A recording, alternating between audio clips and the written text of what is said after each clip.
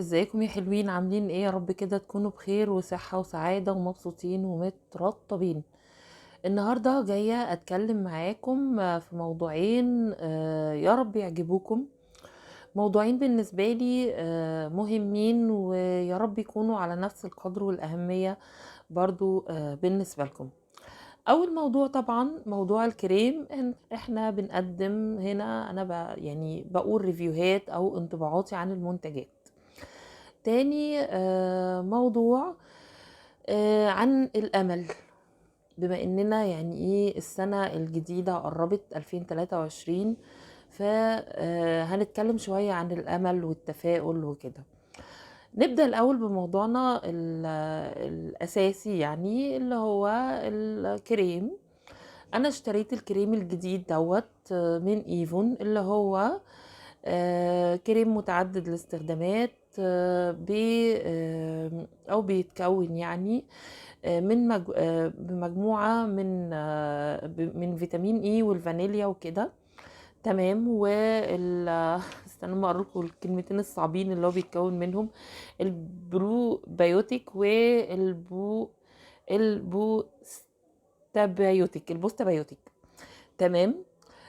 وللأسف الكريم، على الرغم ان هو زي ما انتم شايفين مكتوب عليه for dry and sensitive skin، بس للأسف الشديد جدا ما عجبنيش خالص نهائيا.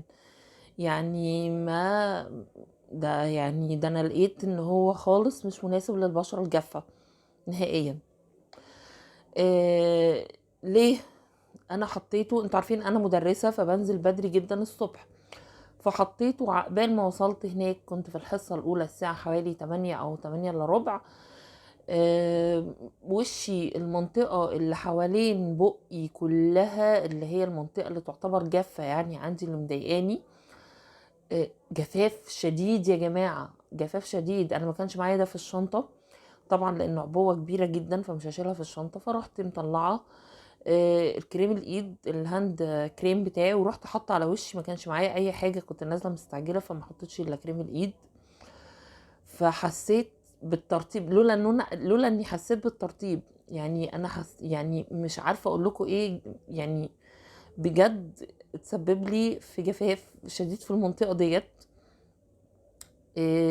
فبقيت مش عارفه ساعتها اتصرف ازاي.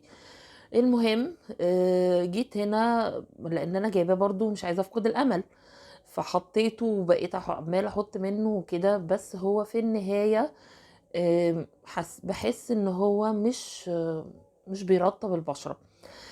طيب انا بستعمله دلوقتي بناء على ايه؟ انا بستعمله، حطيت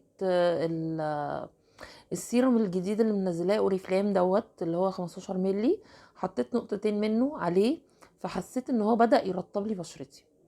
بس انا هبقى اعمل لكم ريفيو عن السيروم الجديد دوت. هما قايلين يتحط على اي كريم بتحطيه على وشك يعني. بس عامه لو فضل مزهقني كده هجيب طبعا كريم تاني لوشي، وده خلاص هخليه للجسم او للايدين وهستعوض ربنا فيه يعني. تمام كده. اوكي.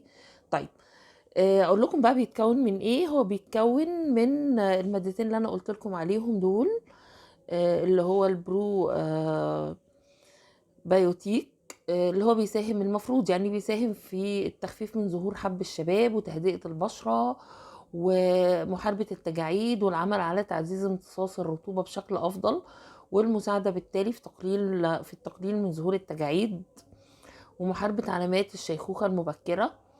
هي عبارة عن ايه البروبايوتيك ديت؟ هي بكتيريا نافعة موجودة في الجسم، لكن مستحضرات التجميل اللي بتحتوي عليها بتعزز منها. والكلام دوت على حسب موقع جمالكي. في بقى البوستابيوتيك دوت، ده برضو يعني ايه، دي تقريبا برضو بكتيريا مكملة ليها اللي انا فهمته يعني. فهي بتساعد برضو على ايه، على نفس الحاجات يعني. تمام.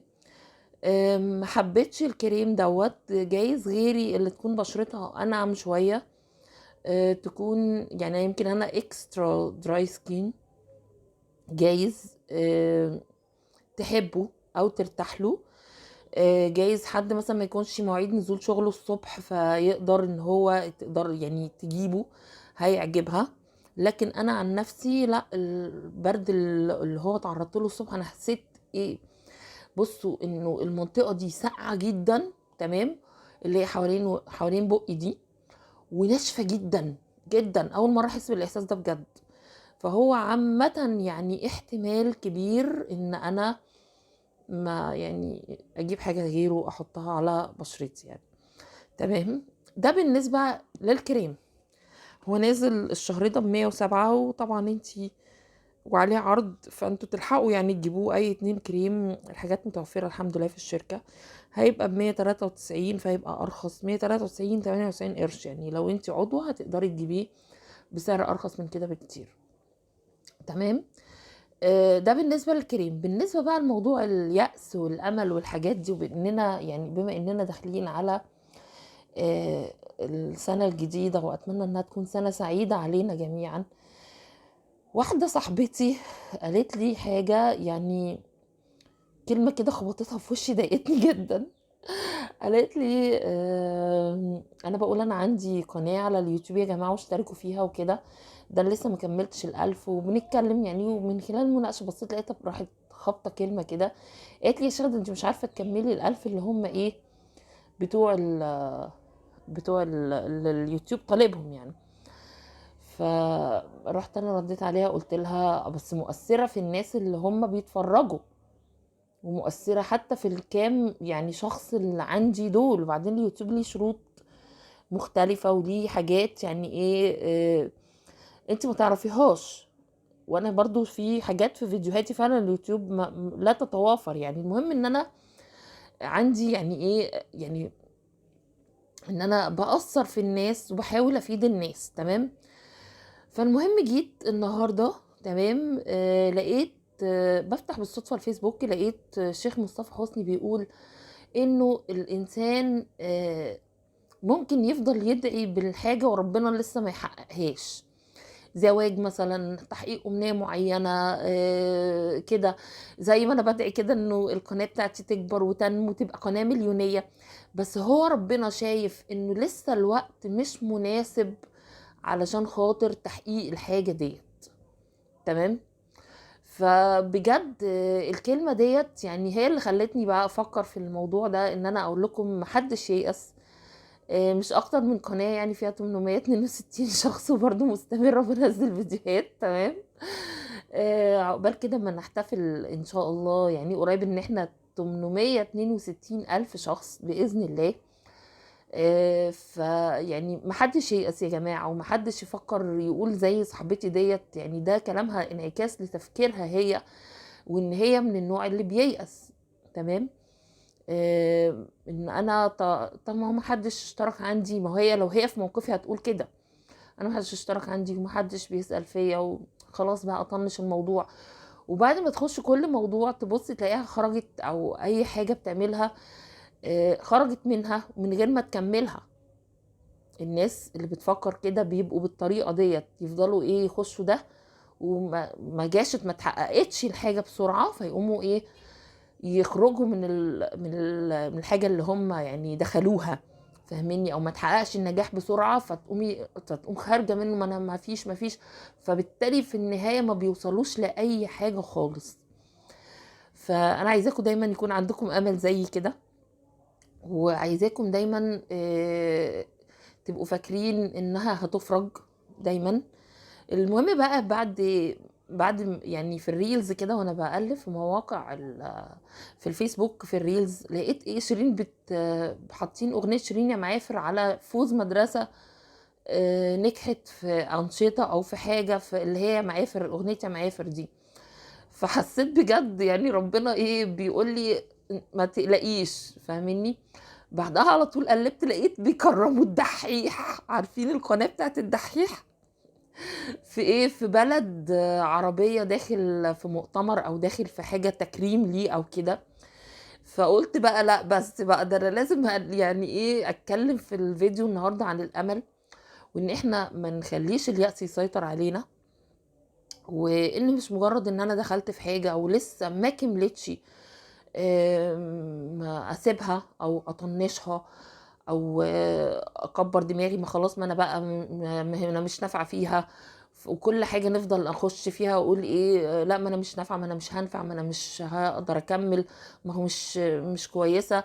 لا، احاول مره واتنين وتلاته واربعه وعشره ومليون لحد ما اقدر اوصل لهدفي، اعافر فعلا، وافكر واشوف طب انا ليه الحاجه ديت مثلا ما نفعتش. يعني انا فعلا في حاجات لقيت ان انا مثلا بقدم فيديوهات لا طايله شورتز قصيره قوي، ولا هي طايله الكبيره، يعني الثلاث دقايق، حاجات دقايق كده صغيره بسبب الموبايل الجديد، فطبعا ما ينفعش.